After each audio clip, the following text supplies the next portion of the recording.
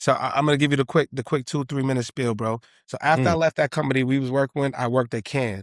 So I thought it was the film festival, right? I got a literally cold call, and I'm doing the top 8 quarters. You know what I'm saying? Doing 250 a quarter. They call me up. They say, "Hey, we want to send you to France. We want to send you all these places. We want you to run our business development team. We respect it." Went there. After I left there, bro, 'cause I went to a tumultuous time in my personal life. It was like good girl, bad time. Mm. It was like one I of know those about that. situations. Good I girl, know bad about time. It that. was the perfect situation for me, but everything in my personal life was crashing. And so I wasn't the person I was, I wasn't to my full potential there. Long story short, I ended up leaving there, and I'm like, yo, look, I want to get a line. I'm creative. Became a VP of business development for an agency. After Mm. that, bro, I end up closing a big deal, and then they try to stiff me on my commission. So I quit on the spot. I got an office overlooking right next to the Empire State Building. I'm 25 years old, bro. And she stiffed me on my commission. My gut told me to quit. So I quit that. And if you guys don't know, in New York State, you quit, you don't get unemployment. You won't get any unemployment. You betting on yourself. So what I was betting on is that I was a VP. I'm young. I'm black. I got experience. Somebody would say he's a VP. I'm gonna put him in a role, bro. I didn't get another job for 8 months, and I had to start back at an account executive. An executive. So I bounced around to several SaaS platforms. I was at then I went to another place, then I did good there, then they merged and there's new leadership. And I was going through all of that stuff, bro. But when things change is when I went to iPull Rank. So I'm at a small agency. I'm Okay. just leaving Talkwalker, and I'm at a small black-owned agency, and I had a real conversation. One of the CRO at the time was somebody I previously worked at. He was my sales manager. He just Okay. said out of nowhere, he said, yo, caught the bad end. He was like, if I ever have an opportunity for you, I got you, Jay. And he just happened to call me while I was in between jobs. He said, yo, I'm with this Mm. guy. His name is Michael King. Yo, you would love him. Yeah, both right. Like, I just know y'all gonna hit it off. Made the introduction. We hit it off exactly. They end up hiring me.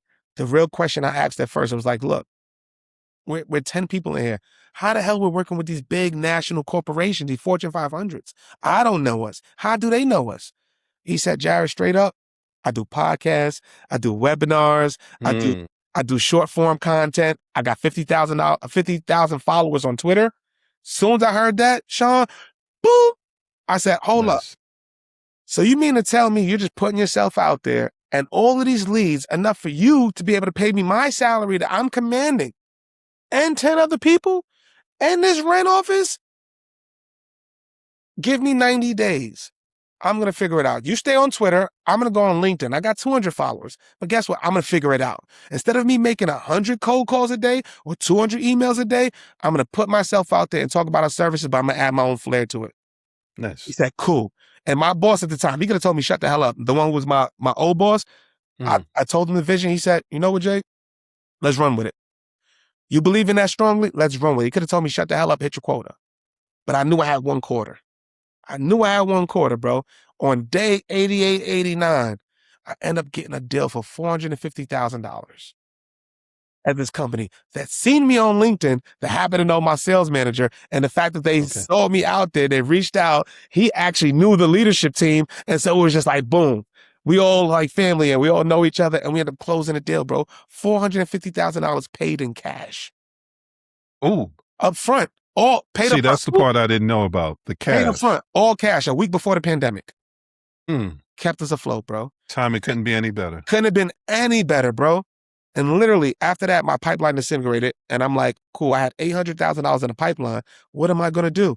So I created the podcast, and I'm like, look, I can't just talk about business. There's real shit going on. You got your kids working at home. Your shape up ain't right. Your wife is wilding out in the background. It's mad shit Mm-hmm. going on. Let's talk Mm-hmm. about that. Cause like we're humans, man. We're humans, and that's kind of where the more than a title kind of developed from. But we end up having the CEO of Revolt, the CEO of Rap Snacks, CEO of 16 Handles. We had so many people, bro. I did like 70, 80 episodes there. And then by the end of that, I got burnt out. Got Okay. burnt out. And I was like, yo, look, same thing. I was like, I just got to quit. I'm doing legal. I'm doing pitches, presentations. I'm doing my sales. I'm doing a podcast. I'm helping with editing. And I'm posting it on my channels. The salary just went up. And it didn't at all. It actually went down. Mm. because of what we were dealing with. And I said, you know what? Bet on myself. I put my face on Steph Curry's body. I went to Fiverr. I paid $10 for a designer. He put my face on Steph Curry's body, and he said, breaking news, Jarrett's a free agent. He averages like 20 points a game, 10 rebounds, 7 assists. Sources telling me he's in a gym, and he's ready for looking to join a championship contender. Bro, I got hit up from Google, Amazon, LinkedIn, Microsoft. Everybody hit me up, was like, yo, that was the most creative shit I've seen. And it was $10. And I decided to go to Hootsuite because all the other companies wasn't with my personal brand and they didn't know what it was like. I gotta watch your LinkedIn and, we gotta run it through corporate and PR and the comms team. And I'm like, nope. Because you're gonna stifle me. So Hootsuite said, I want you for you.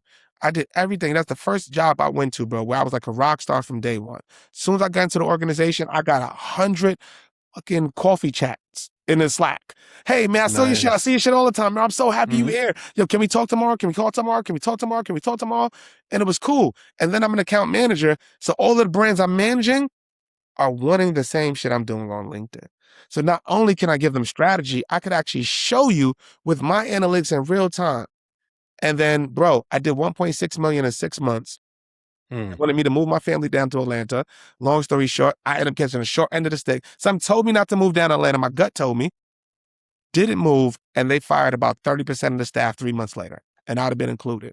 So I'd have been in Atlanta with no revenue, no family, stuck out there, and did everything for the organization. And in that moment, when I knew I did everything right from a corporate perspective, I knew the CEO, I knew the CMO, I built the right relationships, I'm giving myself for people, and the work is so easy, I could do this shit in my sleep.